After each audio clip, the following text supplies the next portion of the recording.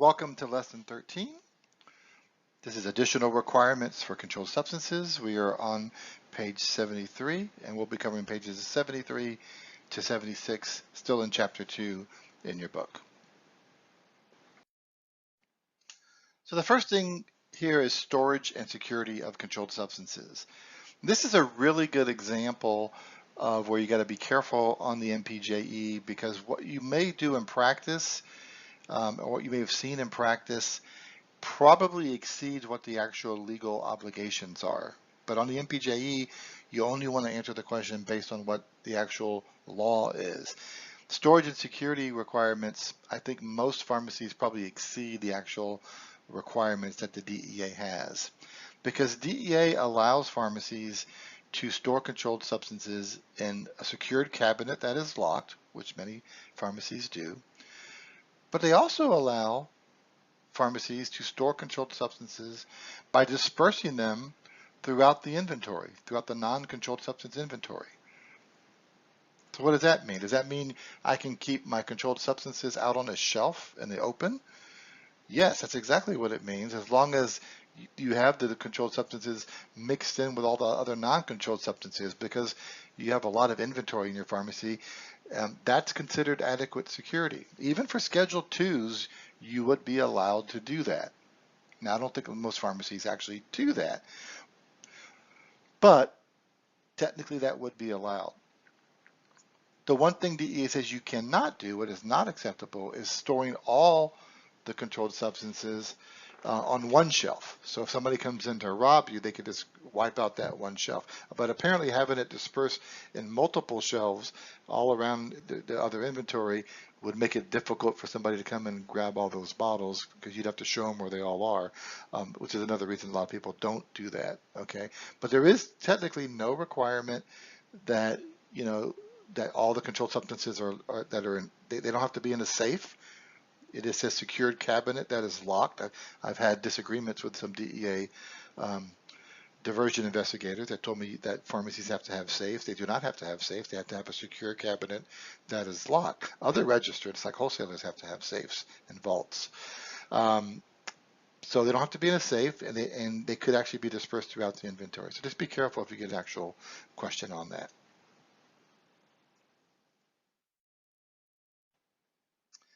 The next item is theft or significant loss. DEA has a rule that says that you have to report to DEA a theft or significant loss of controlled substances, and it must be reported in writing to the DEA within 1 business day.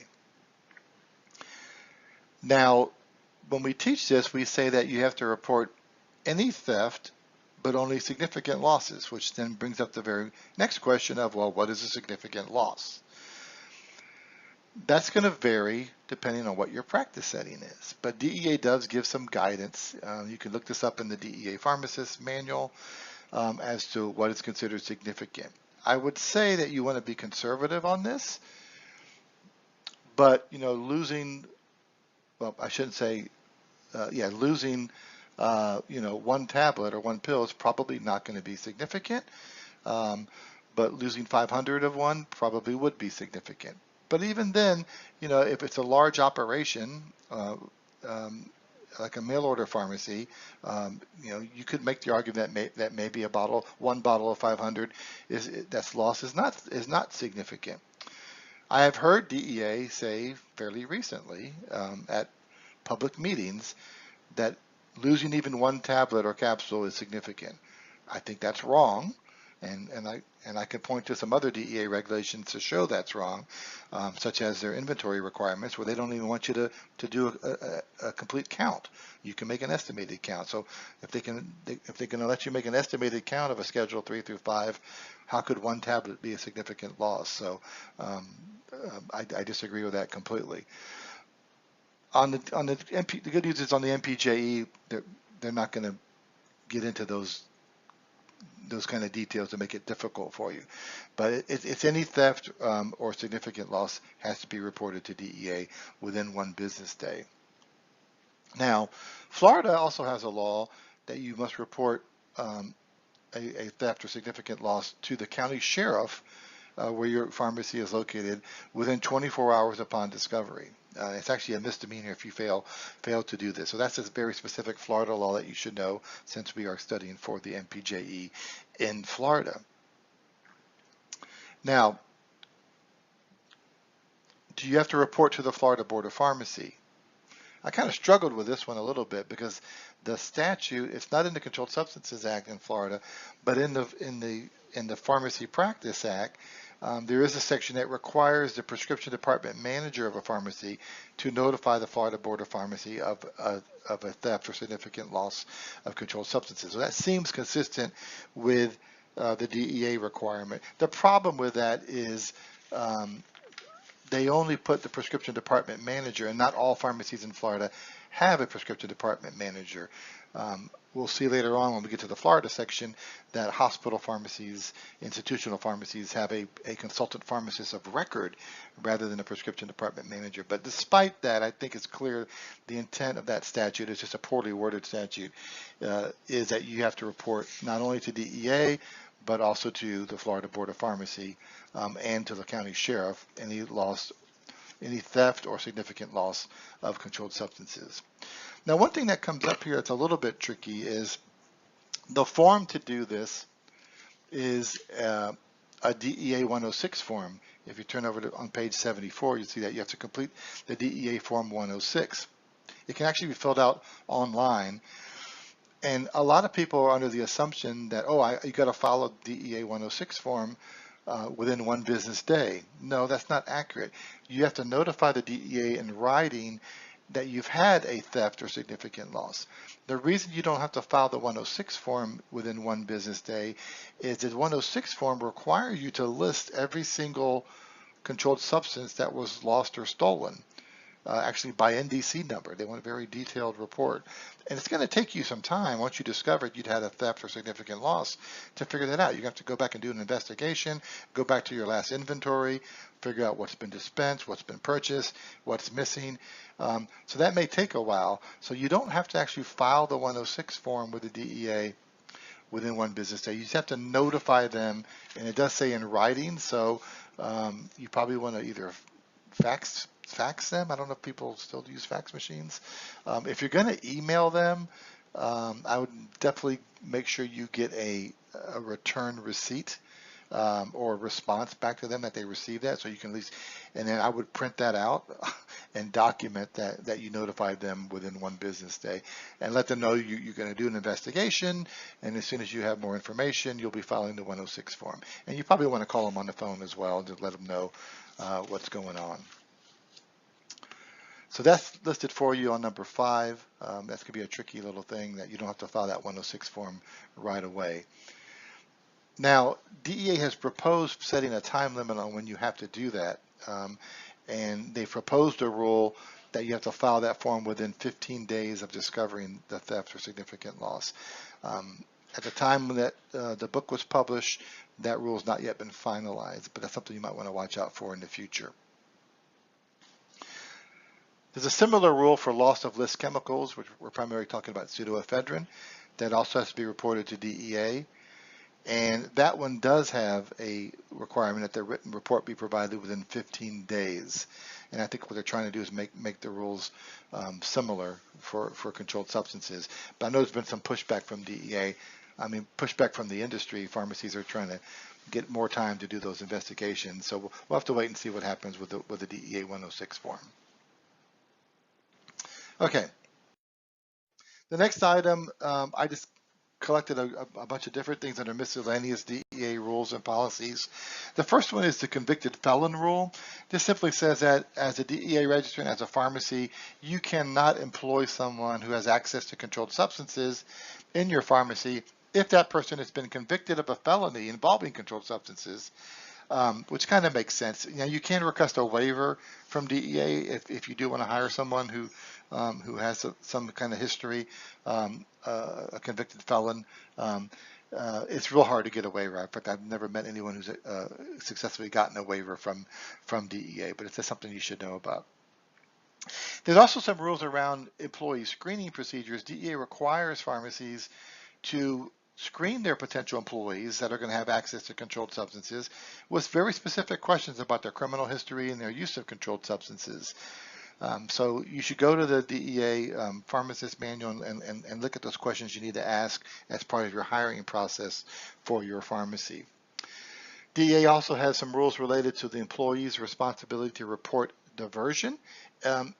So individual employees in the pharmacy that become aware of any diversion of controlled substances have to report that to a security person at the pharmacy or to the owner or the employer. And the reason for this is, remember, individuals that work in the pharmacy aren't registered with DEA. So DEA is just saying, just because you're not registered with them doesn't mean you don't have any responsibilities. If you are aware and have knowledge of diversion taking place, you have an obligation to report that to the owner or to the employer who does have a DEA registration, and then they would have the obligation under the theft or loss rules and then to report that to DEA.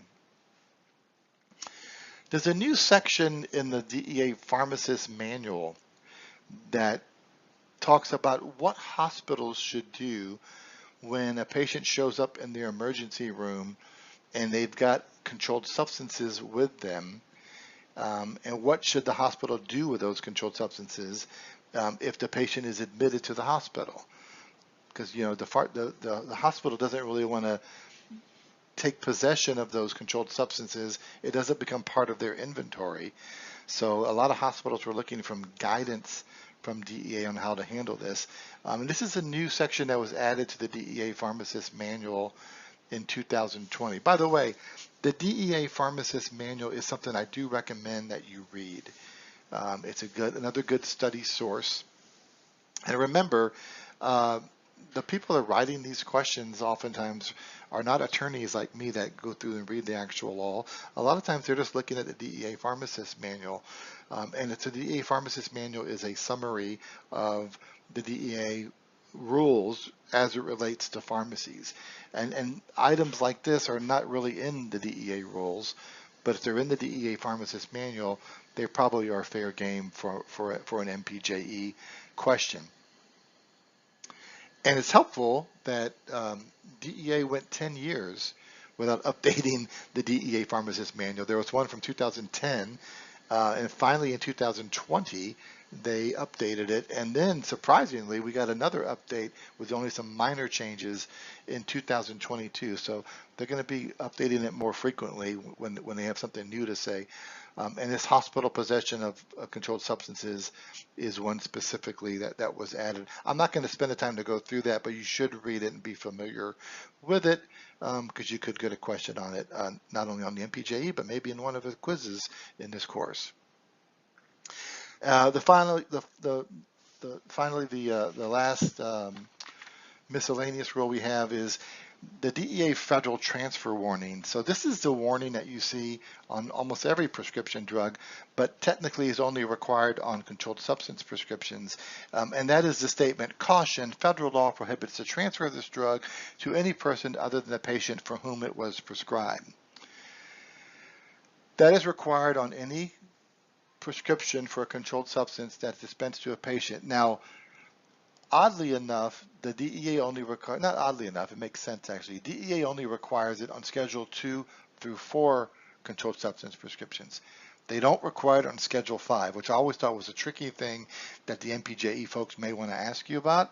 However, Florida law requires it on all controlled substances, okay, and that's the study tip on the top of page 76, so including Schedule 5. And if you're wondering why DEA did it that way, it actually makes a little bit of sense, because we're going to find out later that there are some Schedule 5 controlled substances that can be dispensed without a prescription.